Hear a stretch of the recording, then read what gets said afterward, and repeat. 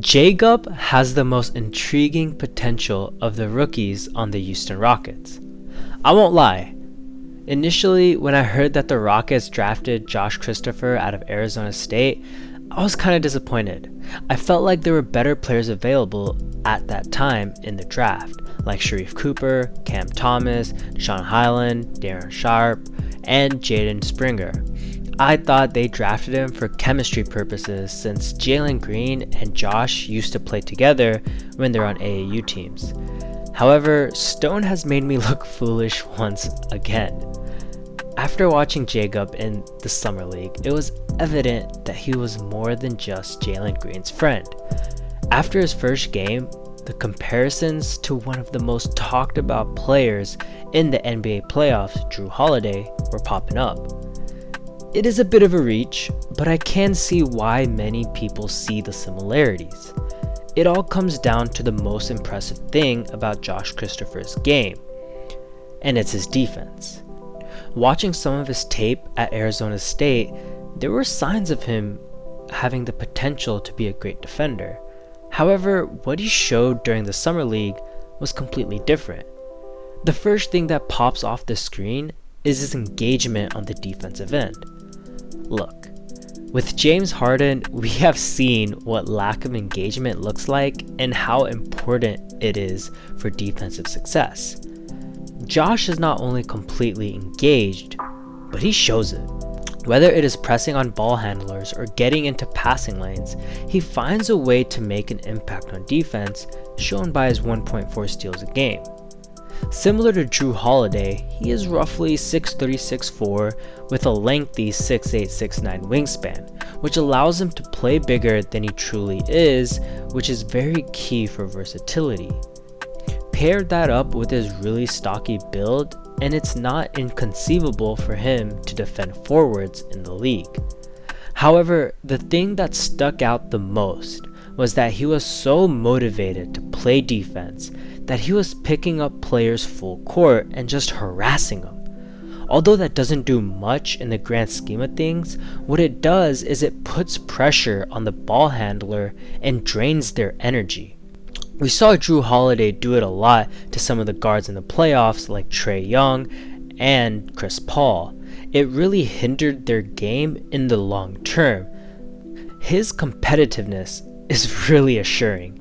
Even when against the number 1 pick in the draft, he bothered him whenever he was guarding him and even picked him clean a couple of times.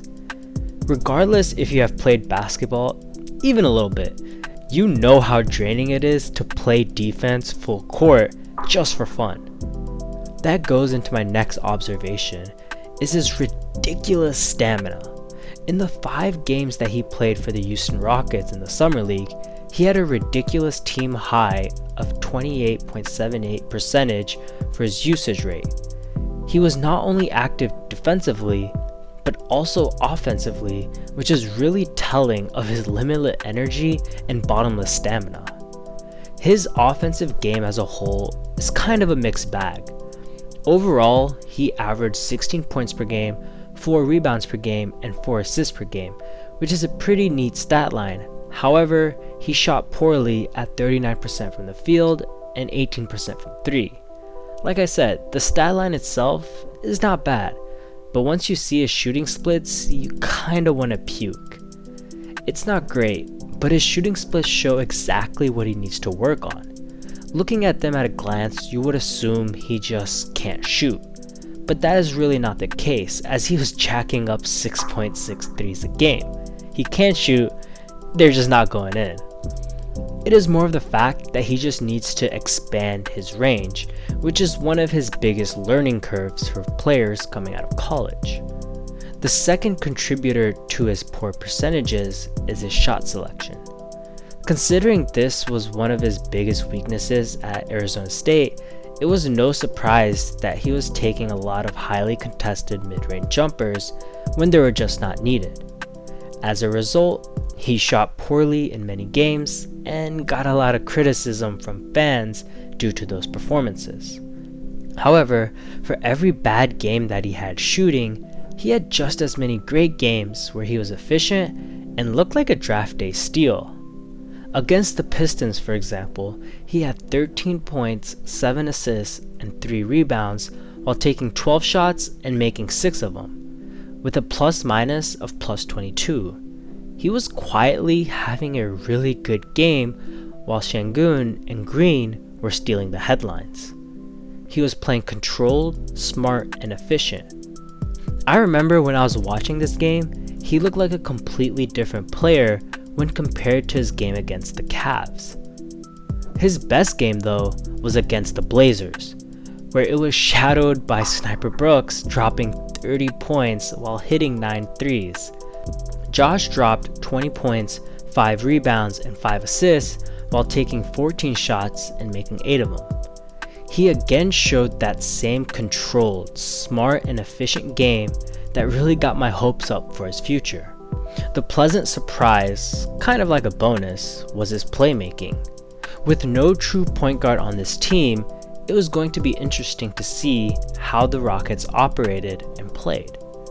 In terms of playmaking duties, it seemed like Josh kind of naturally assumed that role. He was able to make some sweet passes based off of feel and intuition that other players just can't really do.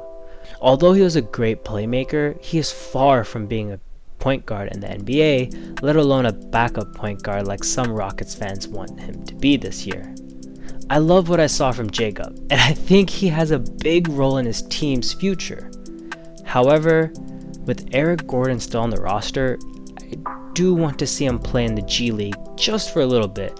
Kinda similar to how we sent KPJ there last season, I want him there so he can work on his shot selection and improve his ever-evolving playmaking abilities. I think it will really serve him well, and when the team needs him, they can call him up whenever they want. That being said, I would not complain at all if the Rockets decide he doesn't need the G League, because if one thing is certain, is his defense and motor are NBA ready. The one weakness of this Rockets team is going to be the defense, and it would be smart to have him on the roster to bring that intensity and fire, especially in the backcourt. Stone is definitely killing it. He has made a flurry of moves that have positioned this team for brighter days ahead. However, out of all those moves, this one might be the one we look back on and say, damn, Stone is a motherfucking genius.